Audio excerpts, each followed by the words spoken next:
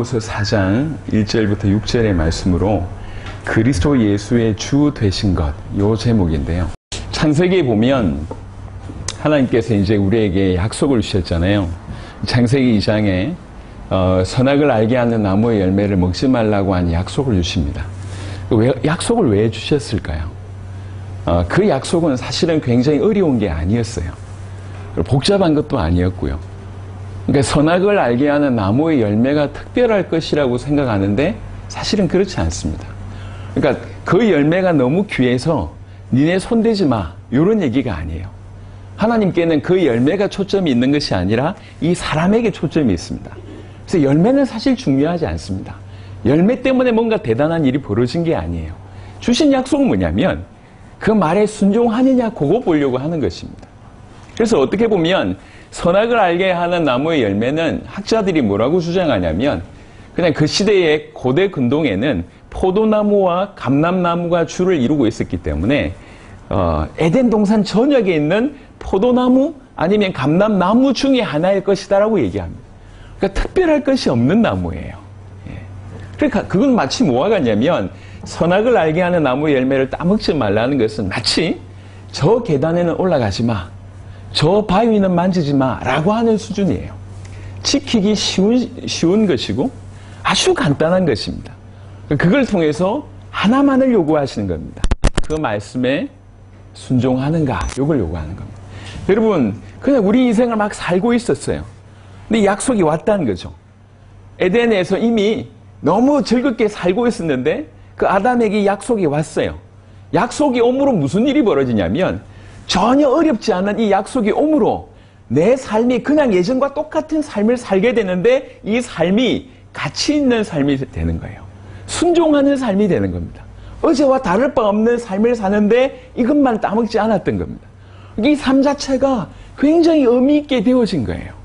그런데 그 유일한 약속을 어기게 됩니다. 여러분, 약속을 어겼다는 얘기는 그 약속을 주신 그 존재와의 어떤 관계가 틀어짐을 얘기합니다. 그러니까 하나님이 주신 약속을 어겼다는 얘기는 하나님과의 관계를 거절했다는 얘기거든요. 그러니까 약속을 지킨다는 얘기는 하나님을 인정했다는 얘기고, 하나님을 인정한다는 얘기는 그분을 섬긴다는 얘기고, 그분을 섬긴다는 얘기는 그분을 예배한다는 얘기예요. 이 약속을 어겼다는 거죠. 어겼다는 얘기는 뭐냐면 하나님을 거절한다는 얘기입니다. 하나님이 나의 주인이신데 그거 거부하겠다. 이게 창세기 3장에 나타난 사건입니다. 그래서 창세기 3장은 굉장히 간단한 것 같지만 그 이면에는 엄청난 것을 내포하고 있습니다.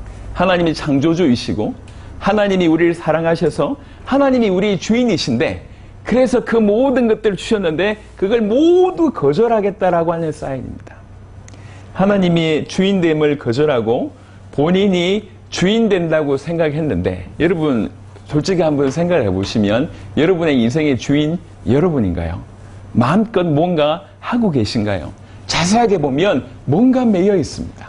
어디든 매여 있습니다. 관계에 매여 있거나 상황에 매여 있거나 하지만 관계와 상황보다 더 많은 건 뭐냐면 내 마음에 매여 있어요. 어떤 상처에 매여 있습니다. 자유로운데 과거의 상처에 늘 매여 있어요. 자유로운데 내 육신에 매여 있습니다. 성경은 뭐라고 얘기하고 있냐면 에베소 2장을 한번 보겠습니다. 하나님의 주인 되심을 거절하고 우리가 우리 주인 되어서 마음껏 즐겁고 행복하게 사는 것 같은데 성경은 이렇게 정의합니다. 신약 성경 에베소서 2장에 보시면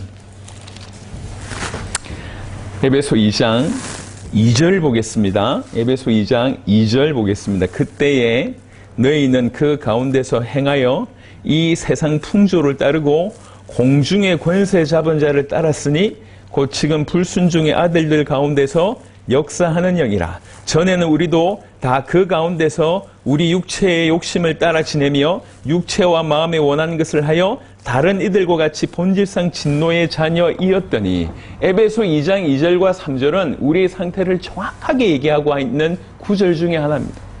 하나님의 주인 되심을 거절하고 하나님에게서 독립해서 너무 잘 살고 있는 것처럼 보였는데 그게 아니라는 거예요. 무언가 사로잡힌 바 됐다는 것입니다. 그 사로잡힌 바 된 것 중에 하나는 뭐냐면 공중의 권세 잡은 자에 사로잡혔다는 얘기고 공중의 권세 잡은 자가 만들어온 세상 풍조, 세상 분위기에 사로잡혔다는 이거죠.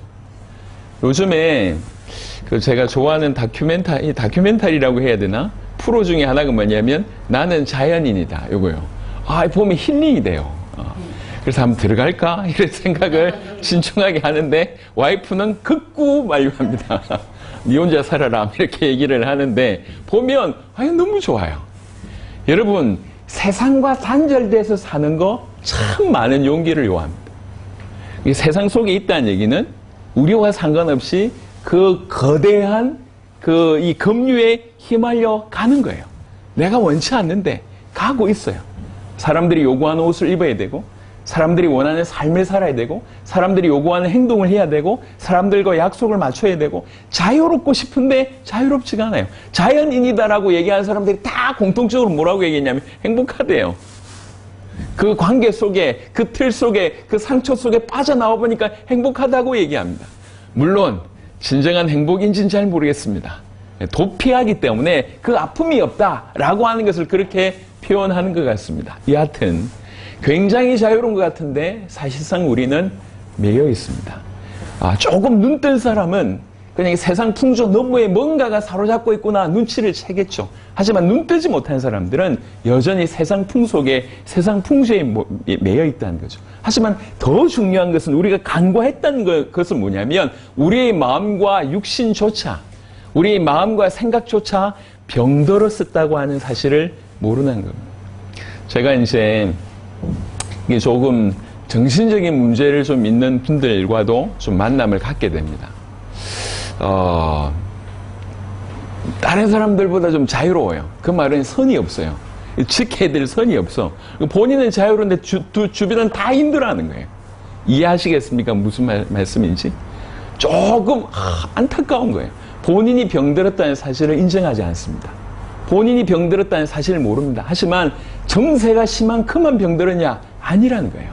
오늘 3절은 그렇게 얘기하고 있습니다. 전에는 우리도 다 그 가운데서 우리의 육체의 욕심을 따라 지내며 육체와 마음에 원하는 것을 하였다. 옛날엔 우리도 그랬다. 사실은 죄송하지만 아직 하나님 품 안에 있지 않는 자들은 그렇게 살고 있는데 어떻게 살고 있냐면 육체와 마음에 원하는 것, 육체의 욕심을 따라 지내는데 사실 이게 뭐냐면 결국이 다른 이들과 같이 본질상 진노의 자녀였더니 병든 마음, 병든 육신, 병든 욕심으로 행하는 것이 본인에게 상처고 주변 모든 사람들을 상처 주게 하고 우주 만물을 어렵게 만드는 존재가 된 거예요.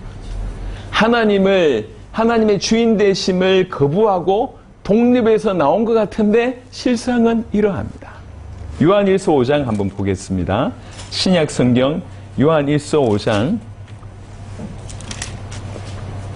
19절 한 구절 보겠습니다. 요한일서 5장 19절. 이 사도 요한이라고 하는 사람은 굉장히 뛰어난 사람이에요. 영적인 세계가 열렸던 사람이죠. 이 사람이 보고 쓴 것이 요한계시록 아닙니까? 굉장한 걸 보고 쓴 사람이에요.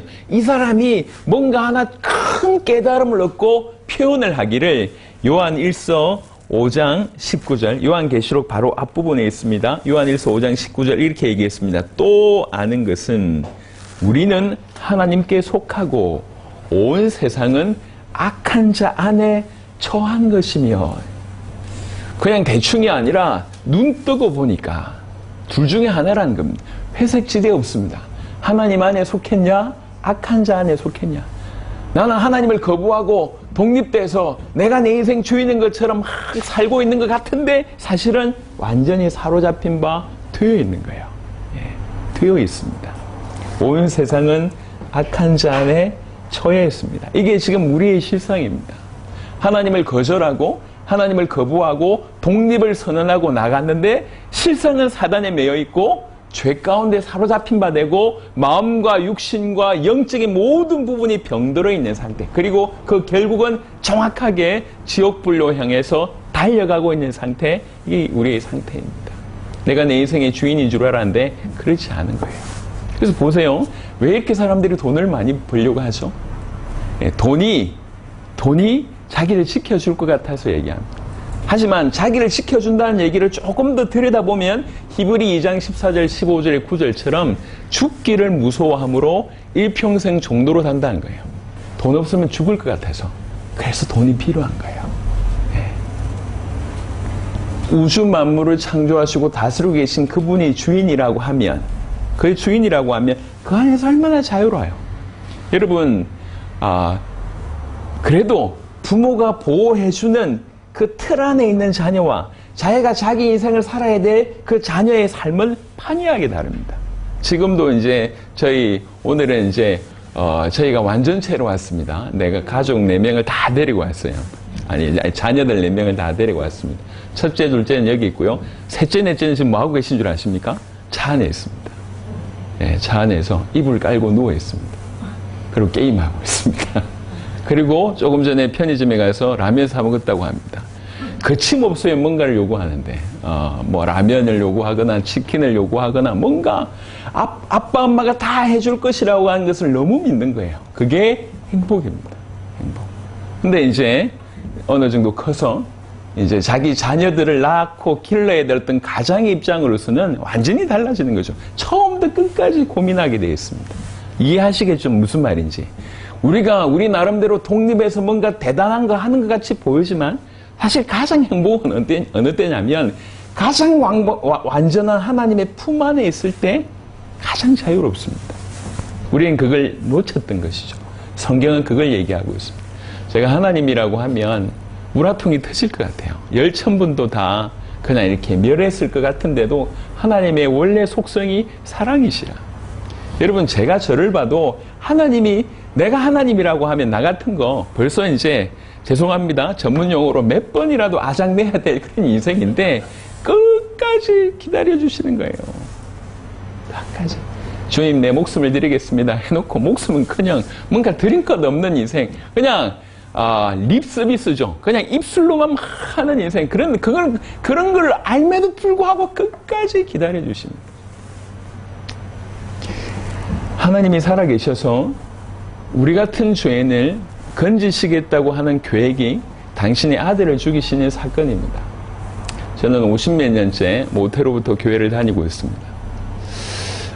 잘 안 믿겨졌어요. 그리고 믿는다고 생각했어요.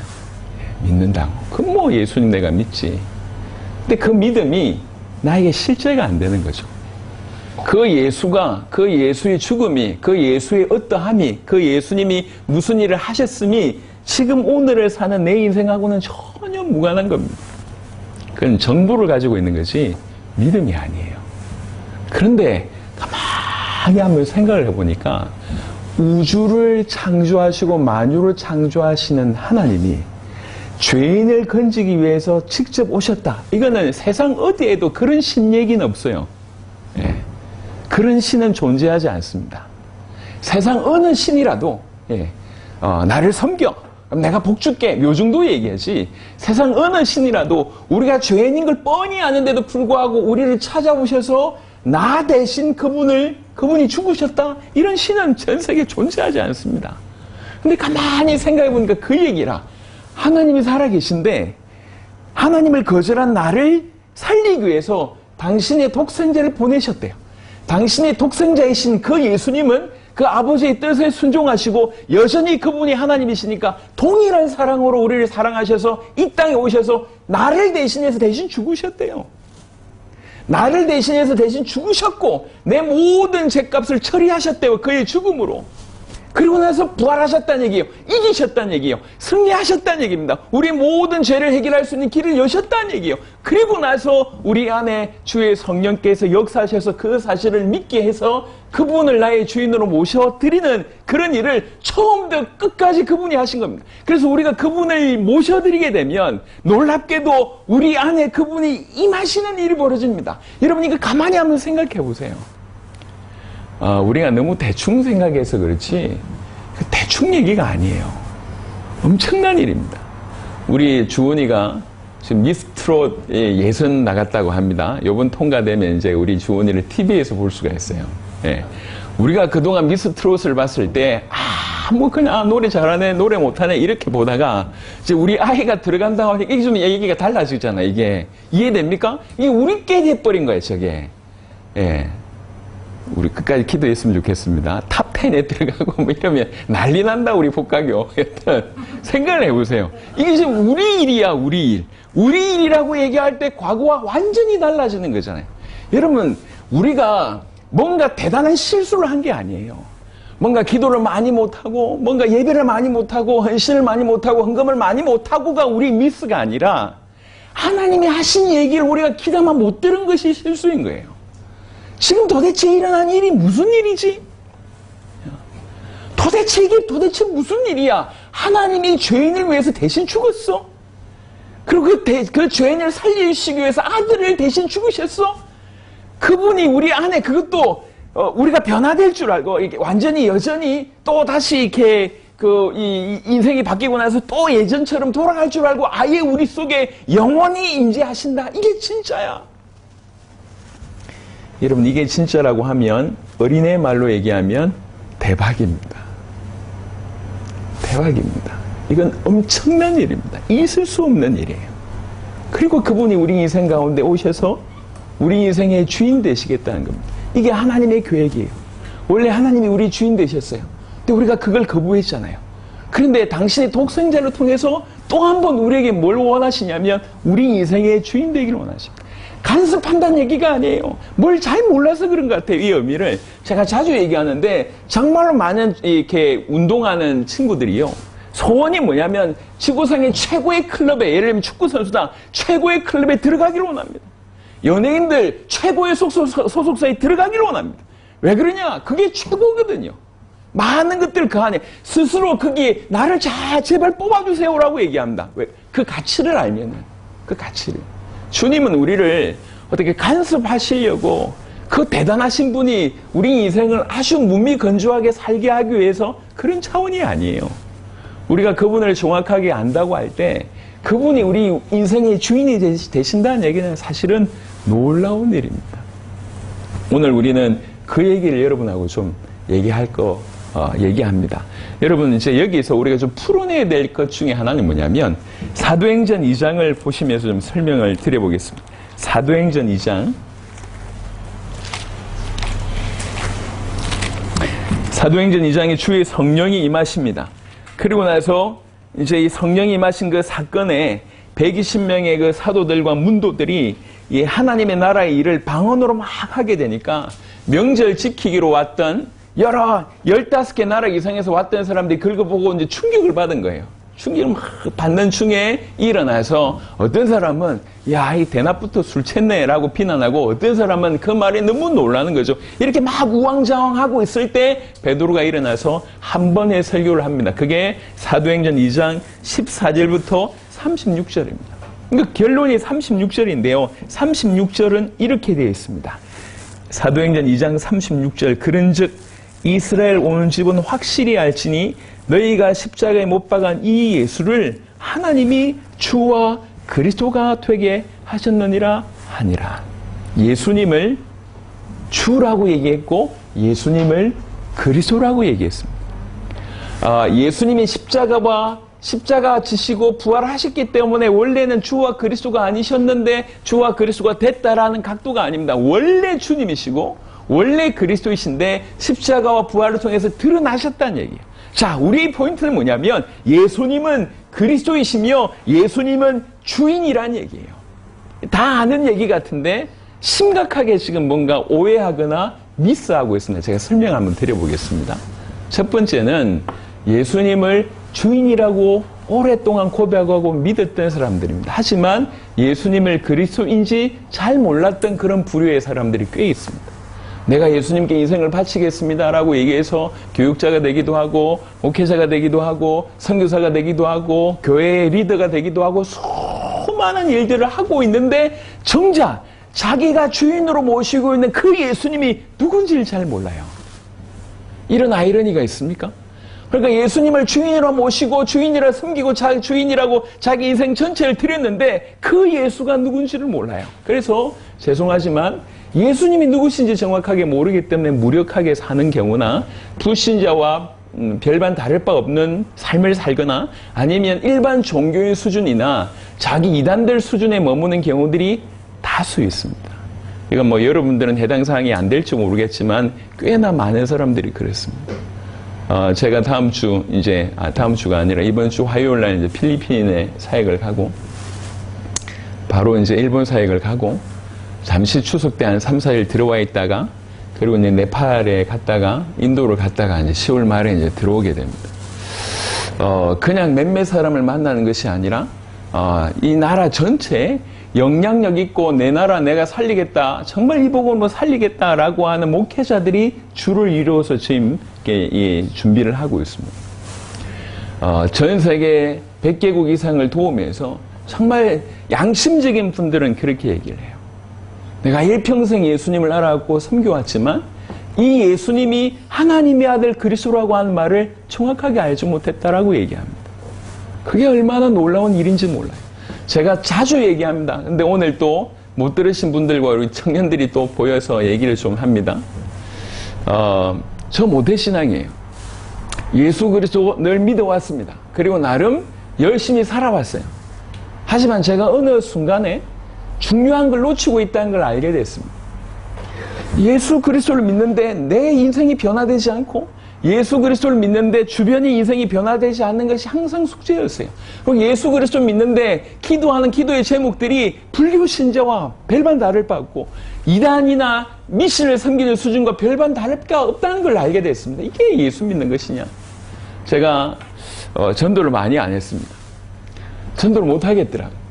전도할 때 이전에는 예수 믿으면 행복하다고 얘기해야 되겠는데 나 안 행복한 거예요. 교회를 다니는데. 교회 다니는데 예수 믿으라 좋다라고 얘기해야 되는데 난 좋지가 않았어요. 그냥 할머니 품속에 어쩔 수 없이 교회를 다녔을 뿐이고 교회 자체가 나쁜 곳은 아니기 때문에 뭐 이렇게 다니고 있었지 진짜로 내 친구들, 친한 사람들 데리고 와서 교회를 끌고 올 마음이 저한테는 전혀 없었어요. 왜 그러냐? 예수 믿고 나 안 행복했거든. 예수 믿고 심지어 평타를 친다고 얘기하지 않습니까? 예수 믿고 평범한 수준에도 저는 못 이르렀기 때문에 예수 믿는 게 그닥 뭐 대단하지 않았습니다. 어느 날 알게 됐어요. 어느 날 예수님이 잘못된 것이 아니라 내가 잘못됐다는 사실을 알게 됐습니다. 지금도 우리 차 안에서 열심히 게임하고 있는 우리 막내는 우리 4명의 자녀 중에 가장 말이 많습니다. 남자인데 그렇게 말이 많아요. 어떻게 그렇게 주워들었는지 너무 기가 막힌 말도 잘하고요. 말이 참 많습니다. 표현은 잘해요. 뭐 사랑을 한다는 둥 뭐 이렇게 이제 노래를 흥얼거리는데 뭐 이렇게 그런 얘기도 하고요. 제가 무슨 사랑을 알겠어요. 말을 하지만 그 의미를 모르는 때가 전화의 또래잖아요. 전화의 또래. 우리 아이에게 바이든 대통령이 나타나 본들 바이든 대통령이라고 표현을 하겠지만 우리 아이는 그 바이든 대통령에 전혀 놀라지 않을 겁니다. 바이든 대통령이라고 표현하지만 우리 아이에게는 심각하게 미국 대통령이 얼마나 힘 있는지 몰라요. 그리고 바이든이라고 하는 사람이 어떻게 대통령이 된지도 몰라요. 바이든이라고 하는 사람조차도 모릅니다. 아무것도 몰라요. 아무것도 모르면서 바이든 대통령이라고 말을 하는 거예요. 오늘날 교회를 다니고 있는 수많은 사람들이 예수 그리스도를 그렇게 알고 있거나 믿고 있는 경우들이 많습니다. 그러면서 그 예수 그리스도를 주인으로 모신대요. 그리스도가 어떤 의미가 있는지, 그 그리스도가 무슨 일을 하셨는지. 여러분, 우리 인생은 많은 문제 가운데 있는 것 같지만 우리 인생의 모든 문제의 근원은 하나님을 떠나서 온 것입니다. 생명의 근원, 축복의 근원, 모든 것의 공급자이신 그분을 떠남으로 결핍이 오고 고통이 오고 고난이 오고 죽음이 오는 것입니다. 이 하나님을 떠났던 이유는 죄 때문입니다. 그 죄의 배경은 사단이 분명히 존재하고 있습니다. 어떤 문제라도 이것 때문에 왔어요. 근데 이것만큼은 우리를 해결할 수가 없어요. 그래서 우리 주님이 특별한 계획으로 메시아를 약속하신 것입니다. 그래서 성경 전체는 메시아에 관한 얘기입니다. 메시아. 그리스도, 기름 부음 받은 자. 다른 말로 구약 성경에 왕과 제사장, 선지자의 의미가 담겨져 있습니다. 왜 세 직분의 의미가 그 안에 녹아져 있냐면 처음부터 메시아가 와서 우리 죄를 해결하고 처음부터 메시아가 와서 우리로 하나님과 끊어져 있는 우리로 하나님을 다시 만날 수 있는 바로 그분으로, 그리고 처음부터 그분이 와서 사단을 꺾고 우리를 통치하실 왕이라는 의미가 그 메시아 안에 고스란히 담겨져 있습니다. 그래서 메시아이신 그분이 우리 인생 가운데 오시면 누구라도 예 없이 우리 모든 과거, 현재, 미래의 죄는 영원히 완벽하게 단번에 끝이 납니다. 하나님 떠나 있던 우리가 하나님을 만나게 되고, 사단의 통치 아래 있던 우리가 사단의 통치를 벗어나서 그 사단이 머리를 깨뜨리고 우리를 건져내셔서 하나님의 나라로, 그리고 완벽하게 우리를 통치하시는 그 왕이 바로 메시아라고 하는 것입니다. 그분이 우리 인생 가운데 오시면 사실은 겉으로 표관하게 변화되는 거 없는 것 같지만 전부가 바뀐 거예요. 마치 얘기하자면 제가 탈북자들을 좀 만나고 있습니다. 생김새 과거와 별 변화되지 않았습니다. 성격 과거와 별로 변화되지 않았습니다. 옷 입는 거 별 차이 없습니다. 하지만 모든 것이 바뀌었어요. 북한에 있다가 남한으로 오니 문화가 바뀌었고 통치하는 법이 바뀌었고 모든 것이 바뀌었어요. 본인은 안 바뀐 것 같은데 송두리째 바뀌었어요. 송두리째. 최근에 탈북자들 몇몇 분을 모시고 우리 어떤 목사님께서 미국에 있는 교회들, 미국을 순회하는 그런 기회를 이분들에게 줬다고 얘기하더라고요. 이 탈북자들이요, 갔다 와서 눈물로 내가 내 평생 미국을 가보네. 내가 이 북한에서 탈출하고 신앙을 가진 얘기가 이 미국 사람들한테도 이렇게 도전을 주네. 눈물 펑펑 쏟으면서. 있을 수 없는 기회가 주어졌다. 여러분 이해되시죠? 무슨 말씀인지. 여러분 성경이 우리가 예수님을 주인이라고 부르고 주인으로 모시면서 놓쳤던 것 중에 하나가 뭐냐면 예수가 누군지 모르는 이 놓침이 있었다는 얘기예요. 그게 예수님이 하나님의 아들 메시아인지 모르는 그런 놓침이 있었습니다. 근데 또 반대가 하나 있습니다. 반대. 예수님을 메시아로 믿어요. 구원주로 믿어요. 그래놓고 예수님을 주인으로 인정하지 않는 겁니다. 이게 마치 뭐와 같냐면 예수님이 메시아구나. 내가 저렇게 믿으면 천국까지. 오케이. 그래서 예수님을 메시아로 받아들입니다. 그리고 나서 삶에서는 전혀 예수님과 상관없이 살아갑니다. 나는 예수님이 하나님의 아들인지 믿어요. 메시아인지 믿어요. 라고 얘기해놓고 그의 삶은 예수님하고 무관하게 삽니다. 예수님하고 주종과의 관계가 전혀 아닌 거예요. 마치 뭐냐면 아이들 말로 얘기하자면 먹튀 같은 사람이에요. 무슨 말이냐면 연봉 한 10억짜리 회사를 들어갔다 칩시다. 연봉의 계약이 이렇게 하루에 몇 시간 근무하고 일주일에 근무하고 그러고 나서 이제 우리 회사에 들어오면 이제 연봉을 5억을 주고 집을 주고 차를 주겠다고 다 계약했다 칩시다. 그래서 그 계약서를 작성을 하고 이걸 다 얻은 거예요. 그런데 이 사람이 출근을 안 해. 지 마음대로 살아. 계약을 했는데 출근도 안 하고 일도 안 하고 계약서에 사인했는데 준다고 했으니까 덜커덕 받아놓고 할 일은 안 하는 사람, 이게 먹튀 아닙니까? 마찬가지입니다.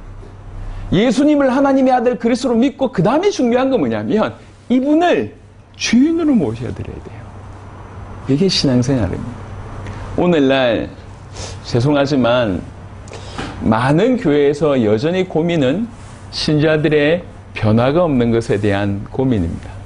복음 가득한 교회도 여전히 그 고민을 가지고 있고 아마도 교회가 존재하는 한 그런 고민은 다 있을 것 같습니다.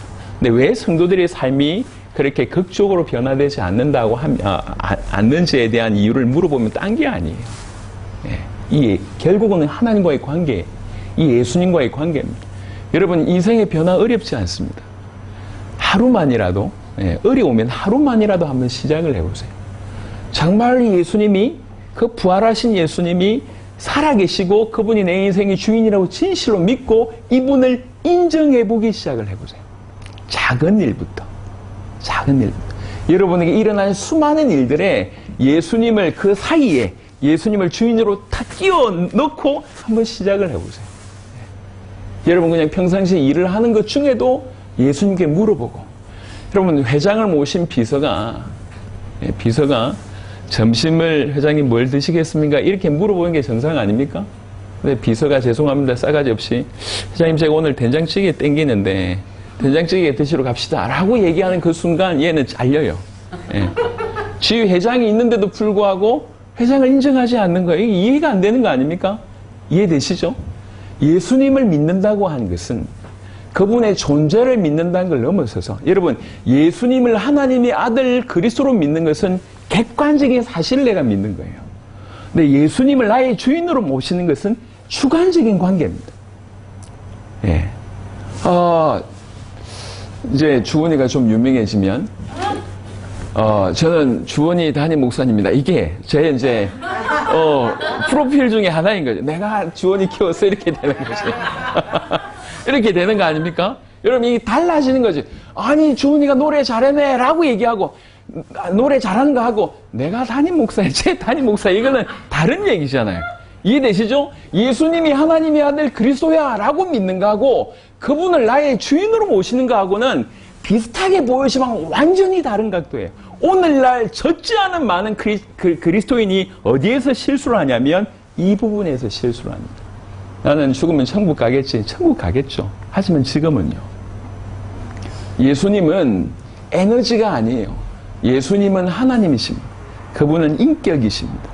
그분은 우리의 주인 되기를 원하십니다. 그래서 여러분에게 조금이라도 여러분의 인생이 극적으로 바뀔 수 있는 기회를 자 굳이 드리고 소개시켜 드린다고 하면 여러분 어렵지 않습니다.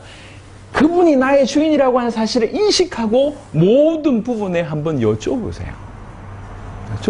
아주 작은 부분부터 사람을 만날 때 아니면 옷차림을 할 때 운전을 할 때 이리 갈까요 저리 갈까요 이런 것부터 물어보세요.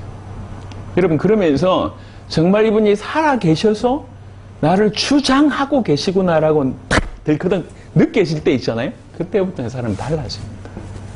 그때부터 달라지는 여러 가지 것 중에 하나가 뭐냐면 걱정이 사라집니다. 내 인생에 그분이 개입하셔서 내 인생을 그분이 같이 산다는 얘기잖아요. 이런다는 얘기잖아요. 이런 일이 일어날 수 있다는 것이 놀랍지 않습니까? 나 같은 별 볼 일 없는 그런 인생인데 그분이 내 인생에 개입하셔서 나하고 같이 네 인생을 살자고 내 인생에 개입하셔서 그분이 내 인생에 같이 가시는 거예요. 길을. 이게 신앙생활입니다. 그러니까 그분을 주인으로 모신다는 얘기는 내가 간섭받는다라고 하는 수준 낮은 얘기가 아니에요. 가장 최고 중에 최고가 우리 인생에 개입하셔서 우리 인생을 같이 살아주시는 것입니다. 그러니까 그분에게 의뢰하기 시작하고 묻기 시작하고 질문하기 시작하면서 처음에는 표가 안 날지 모르겠지만 점점 덜커덕 하나님 살아계시네. 이분이 진짜로 나의 주인이네. 이분이 내 인생을 지금 끌고 가시네 라고 점점 믿어지기 시작하면 점점 맡겨지기 시작을 하고 시간이 가면 갈수록 걱정이 조금씩 사라지기 시작을 합니다. 이번에 사역을 이제 내 나라 사역을 하는데 비용 정도가 한 1억 정도가 됩니다. 근데 우리 복가교가 정말 올인을 많이 했잖아요. 그러니까 지금 우리는 짠해도 나올 것이 별로 없어요. 이게 통장이 지금 얼마 있냐? 글쎄요, 한 10만 원 있을까? 내일 모레 떠나야 되는데. 근데 이게 거슬러 보면 우리 항상 그러지 않았습니까? 근데 저는 마음에 별 두려움이 없어요. 가서 만약에 뭔가 지불을 못해서 감옥에 갇히면 돼. 예. 조금 극하게 얘기하면 마음에 이게 하나님의 일이니까 하나님께서 채우실 것이라고 하는 믿음이 있으니 그러니까 계속 가는 거잖아요. 우리가 지금 돈이 있어서 세계보고만 했습니까? 100개 나라 중에 한 70개 나라를 우리가 서포트하고 있습니다. 이번에도 이 아프리카의 제자들이 아프리카 사역한 이후에 아프리카 계속 일어나서 계속 사역 요청을 해서 우리가 가지 않는데도 불구하고 벌써 몇 개 나라의 집회 요청들이 다 왔어요. 그래서 이제 우간다의 쿠파이 목사님이 순회하기로 결정했고 그 부분에 많은 어떤 재정 요청들을 받았습니다. 예, 요청을 해요. 우리 다 받아줍니다. 그래? 알겠어. 예, 그래 놓고 얘기합니다. 기도 제목. 근데 사실 우리 아무것도 없다. 같이 기도하자. 이게 다 받아주고 아무것도 없다. 기도하자. 틀림없이 채우실 것이다. 이게 지금까지의 우리 인생이었습니다. 그러니까 여러분, 앞당겨서 걱정하신 여러분들, 여러분의 성향이 MBTI 성향이 그럴 수 있지만 잘 생각을 해보세요. 우주를 창조하신 하나님이 내 인생에 개입하셔서 그분이 내 인생의 주인이 되신다? 이게 어린 아이들 말로 소위 말해서 이게 대박입니다. 예, 그거 아니면 우리 같은 연약한 인생이 내 인생 내가 책임지겠다고 막 발버둥 치는데 여러분 죄송합니다. 저 요양원 같은 데 가보세요. 연세 드신 분들 어떻게 임종을 하는지, 어떻게 마무리가 되는지. 물론 가치 있는 삶을 살았던 분들은 많겠습니다만 이 인생이 70, 80인데 남는 건 뭐냐면 수고와 근심밖에 없어요. 늘 그거 하다가 뭔가 한 것 같은데 가족 키우고 뭐 사업을 좀 하고 돈 좀 모으고 그러다가 그 인생 마무리 짓습니다. 기쁨이 있냔 말이에요. 그게. 그런 인생 우리가 보고 있으면서 불구하고 우리도 그 인생을 계속 가고 있어요. 성경은 우리에게 진실을 얘기하고 있습니다. 그리고 이미 그랬던 믿음의 주가 우리에게 얘기하고 있습니다. 여러분, 하나님이 살아계시고 예수님을 우리 대신해서 죽이셨습니다. 그리고 그 예수님을 믿을 때 우리 안에 하나님께서 주의 성령께서 들어오십니다. 이건 팩트예요. 중요한 건 뭐냐면 그것이 믿어질 때 달라지는 일이 벌어지는 겁니다. 여러분이 이미 그런 일이 있었다고 얘기하면 이제 그런 부분에 도전해서 경험해보는 일이 필요합니다. 자, 로마서 14장 한번 보겠습니다. 오늘 제가 성경 구절 많이 준비했는데 성경 구절을 많이 볼 시간이 없을 것 같습니다. 로마서 14장 9절 보겠습니다. 로마서 14장 9절 잘 보세요. 로마서 14장 9절은 이렇게 얘기하고 있습니다. 이를 위하여 그리스도께서 죽었다가 다시 살아나셨으니, 왜 그리스도께서 죽었다가 다시 살아나셨냐? 곧 죽은 자와 산 자의 주가 되려 하십니다. 우리 주인 되기, 우리의 주인이 되기를 원하셔서 그가 죽었다가 다시 살아나셨대. 나 같은 인생에 찾아오셔서 내 인생의 주인 되기를 그분이 그토록 원하신다는 겁니다.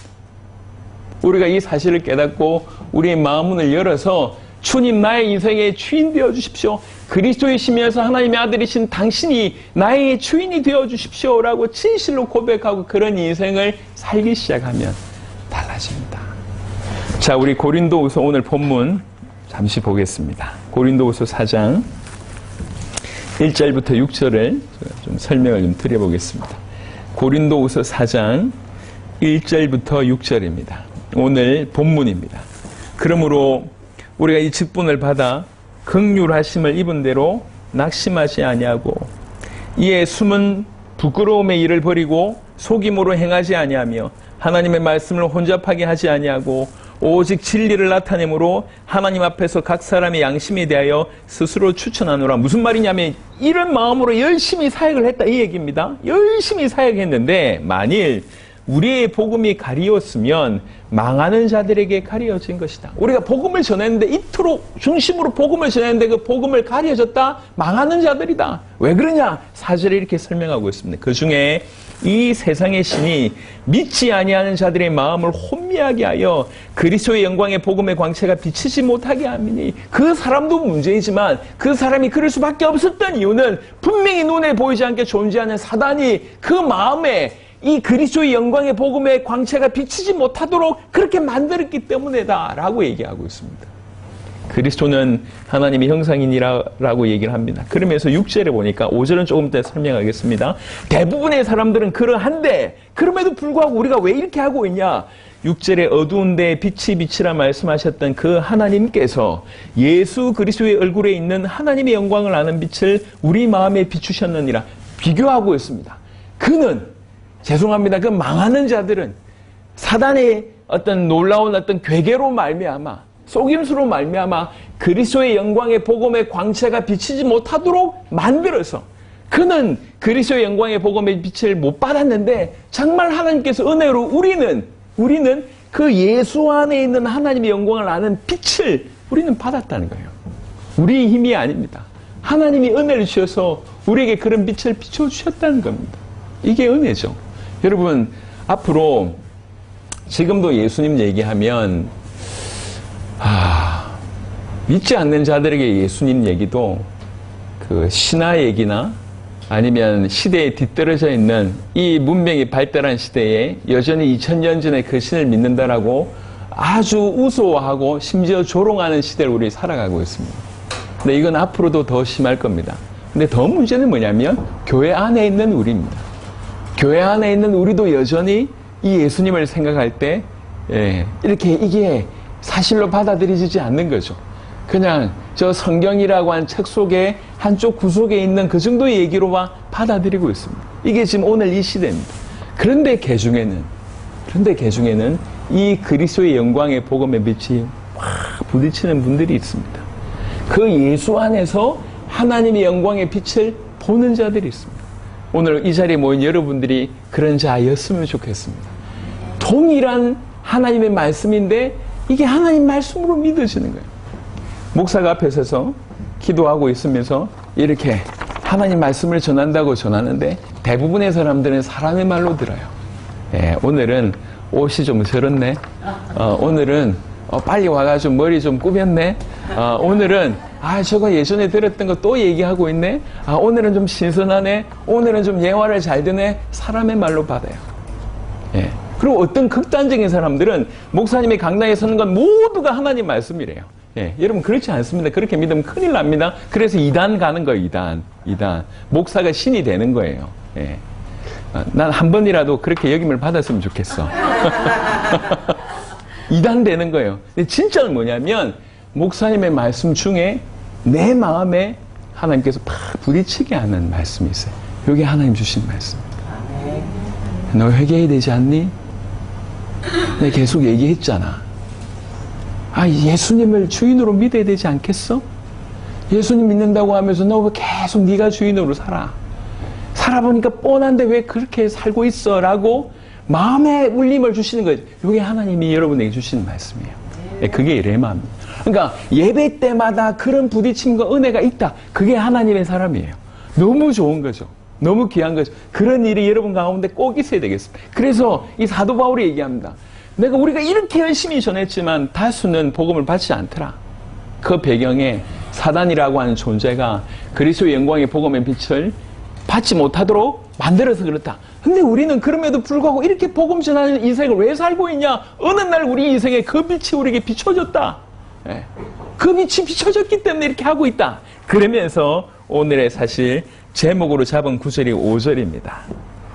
그 복음을 받은 자가 듣든지 아니하든지 간에 계속 복음을 전하는 이유를 설명하기를 고린도후서 4장 5절에 우리는 우리를 전파하는 것이 아니라 오직 그리스도 예수의 주 되신 것과 그리스도이신 예수님이 우리의 주인 되신 것과 또 그 주인이신 예수를 위하여 우리가 너희의 종된 것을 전파한다라고 되어 있습니다.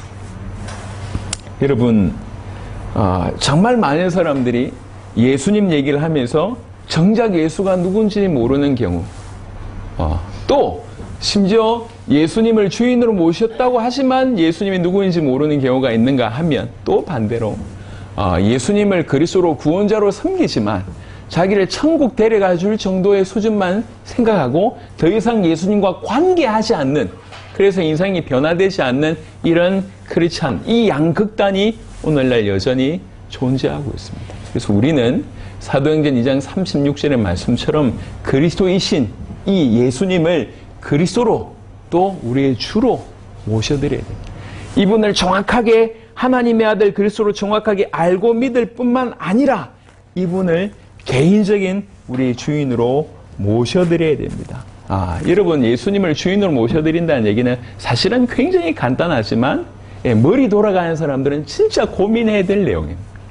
한 구절 보겠습니다. 누가복음 14장입니다. 누가복음 14장. 오늘 예수님을 주인으로 모실 것을 제가 정말 간절하게 말씀을 전하면서 그럼 모시면 되지 라고 간단하게 혹시 생각할까봐 생각해 볼 수 있는 본문을 말씀드려 보겠습니다. 누가복음 14장 28절부터 보겠습니다. 누가복음 14장 28절입니다. 누가복음 14장 28절. 너희 중에 누가 망대를 세우고자 할진대 자기의 가진 것이 준공하기까지에 족할는지 먼저 앉아 그 비용을 계산하지 아니하겠느냐. 예를 들면 군 초소나 아니면 건물이라고 생각을 해보세요. 건물 지으려고 하는데 저 지을 때 어느 정도 들겠다 계산하지 않고 준공하는 사람이 있겠냐. 그렇게 아니하여 그 기초만 쌓고 능히 이루지 못하면 보는 자가 다 비웃어 이르되 이 사람이 공사를 시작하고 능히 이루지 못하였다 하리라. 그렇게 하지 않겠냐? 그러니까 건물 지을 때도 생각하고 계산하고 건물 짓지 않냐, 요 얘기입니다. 또 두 번째는 또 어떤 임금이 다른 임금과 싸우러 갈 때 먼저 앉아서 우리는 1만 명인데 저 2만 명하고 싸울 수 있을까? 2만 명을 거느리고 오는 자를 대적할 수 있을까? 헤아리지 아니하겠느냐? 만일 못할 터이면 그가 아직 멀리 있을 때 사신을 보내 화친을 청할지니라. 이와 같이 너희 중에 누구든지 자기의 모든 소유를 버리지 아니하면 능히 내 제자가 되지 못하리라 라고 되어 있습니다. 그러니까 제자에 대한 얘기지만 엄밀한 얘기로 믿는 것에 대한 얘기입니다. 여러분, 예수님을 주인으로 모신다고 하는 것은 세상과 등진다고 하는 표현입니다. 세상과 등진다니. 이 말은 세상 것을 다 하지 마라 그 얘기 아닙니다. 그러면 기독교인들은 저 산에 가서 도 닦고 있어야지. 그 얘기가 아니에요. 여전히 세상 가운데 있으면서 세상의 기준대로 살지 않은 거예요. 세상의 법대로 살지 않는 겁니다. 야, 너 그럴 자신 있어? 그럴 가치 있어? 네가 이 예수님을 믿을 때 과거 이런 삶이 아니라 전혀 새로운 삶으로 살아야 되는데 라고 얘기하는 겁니다. 그게 네가 예수님을 주인으로 모신다는 뜻이야. 근데 예수님은 실제로 너를 위해서 죽으셨고 네가 그분을 주인으로 모실 때 네 모든 인생에 동참하시며 네 모든 인생을 이끄시 틀림없이 이건 사실이다. 그런데 이렇게 믿을 때 그동안 세상에서 좋던 거, 즐거워하던 거 이런 것들이 별로 재미없어질 것이고, 예, 그런 어떤 관계 속에서 점점 이전과는 다른 삶을 살아야 되는데 너 그래도 살아볼래? 라고 질문하는 거예요. 예수님을 주인으로 모시겠습니다라고 하는 입술에 발린 소리가 아니라, 예, 계산하고 오케이, 그럼에도 불구하고 내 예수님을 주인으로 모시겠습니다라고 탁 시작하고 그 인생을 살아낼 때는, 여러분, 저는 다른 건 모르겠는데요, 지금까지 복음을 알고 복음을 전해보면서 한 번도 후회해 본 적은 없어요. 후회는 어떤 후회가 있냐면 조금 더 많이 못한 것에 대한 후회지 이 길의 후회를 해본 적이 없습니다. 이 길. 저는 무슨 생각하냐면 정말 분에 넘치는 은혜를 주셨다고 생각합니다. 분에 넘치는 은혜. 가진 거 없습니다. 하지만 많이 가진 자 이상으로 즐기고 있습니다. 누리고 있습니다. 저 같은 인생이 영향을 끼칠 수 있는 그런 인생이 못 되는데 정말 전 세계 많은 분들에게 복음으로 그들을 도왔던, 지금도 돕고 있는 인생을 살고 있습니다. 저는 왜 내 인생에 주님이 찾아오셔서 내 인생을 이렇게 복되게 해주셨는지 모르겠어요. 자격이나 조건 전혀 없어요. 근데 그분이 내 인생에 임하셨을 때, 그럼 제가요, 이렇게 좀 내성적입니다. 여러분들 보실 때는 어떨지 모르겠지만 고민을 안 하는 사람이 아니에요. 제가 어떤 분들은 저보고 땡크라고 얘기하는데 그런 기질도 있지만 제가 로봇가 아니잖아요. 왜 감정이 없겠습니까? 되어질 일들이 너무 많은데, 해야 될 일이 너무 많은데 아무 생각 없이 간다? 그렇지 않습니다. 근데 그 모든 상황 속에서 믿음으로 가는 거예요. 근데 그럴 때 하나님께서 채우신 것을 많이 경험하고 있습니다. 이 맛을 어떻게 설명할까요? 전 세계에서 생명근 제자들이 일어나서 그 제자가 그 나라를 살린다고 하는 이런 기쁜 소식을 들을 때 무슨 일이 비교할 수가 없습니다. 저는 여러분들이 정말 예수님을 이미 그렇게 살고 계시겠지만 여러분의 인생의 참된 주인으로 모셔서 그 주인이 이끄는 대로 살아보시면서 그 주인을 통해서 주시는 기쁨으로 만족하면 좋겠습니다. 예수님이 주인이라고 하면 당연히 우리는 그분의 음성을 들어야 되고 그분과 교제하고 대화하는 것을 즐거워하고 그분의 말이라고 하면 무턱대고 순종할 줄 알아야 돼요. 어떻게든 그분을 기쁘시게 하려고 발부둥치고 이런 것들이 쌓이고 쌓이는데 사실은 우리는 주님을 위해서 모든 걸 한 것 같은데 주님께서 내 모든 배후에서 그 이상으로 모든 것을 행하신 것을 보게 됩니다. 여러분 인생길을 걸어가 보면 우리 힘으로 안 될 때가 참 많이 있을 겁니다. 앞으로도 많을 겁니다. 그때 우리 스스로 사형선고, 자기에 대한 절망을 할 줄 알아야 됩니다. 그때 내 힘으로 되는 게 없구나. 내 힘으로 내 인생 하나 책임질 수 없구나. 내 힘으로 내 가정 책임질 수 없구나라고 하는 것을 인정할 줄 알아야 됩니다. 그때 내가 내 인생 책임질 수 없는데 책임지겠다고 발부둥 쳤다는 것이 얼마나 어리석은 것인지 깨닫게 됩니다. 그때 정말로 참된 주인이 계시다고 하면 그것이 유일한 희망이 되는 거예요. 하나님이 계셔서 그분이 내 인생의 주인이 되어 주신다는 말인가? 그래서 그분을 주인으로 모셔서 그 인생을 살게 되면 완전히 달라진 일이 벌어질 것입니다. 오늘 오랜만에 와서 그런지 아니면 또 앉아 계신 분들이 너무 또 잘 듣고 귀해서 그런지 하고 싶은 부분에 지금 한 반 정도 한 것 같은데 시간이 다 간 것 같습니다. 어쩔 수 없이 마무리해야 되겠습니다. C.S. 루이스라고 하는 사람이 이렇게 표현했습니다. 예수님을 모시는 삶에 대해서 예수님이 나를 정복해 버리셨다. 그런데 그분이 나를 그분의 사랑으로 정복해 버리셨다. 이렇게 표현했어요. 우리 주님이 우리 인생 가운데 그렇게 하기를 원합니다. 여러분, 떠도는 얘기가 아니에요. 하나님 살아계시고 그분이 우리를 죽기까지 사랑하시고 그 결정적인 증거는 예수의 십자가와 예수의 부활입니다. 그리고 그분이 우리 인생의 주인 되기를 원하십니다. 우리는 우리 하나님의 주인 되심을 거부했던 인생을 살았다가 주님의 은혜로 이제 돌아온 자 되었습니다. 정확하게 알아야 돼요. 예수님이 누군지 정확하게 알아야 되고 그분을 진실로 주인으로 모셔야 됩니다. 그리고 나면 우리는 제2의 인생을 살게 될 겁니다. 우리 앞에 전 세계가 복음화되고 있는 증거를 우리가 보고 있잖아요. 이 크지 않은 교회가 전 세계 100개국을 살리고 있다는 얘기 말도 안 되는 얘기 아닙니까? 정말 많은 사람들이 놀라고 있습니다. 정말로 많은 사람들. 이게 이렇게 놀랄 일인가 싶을 정도로 놀래요.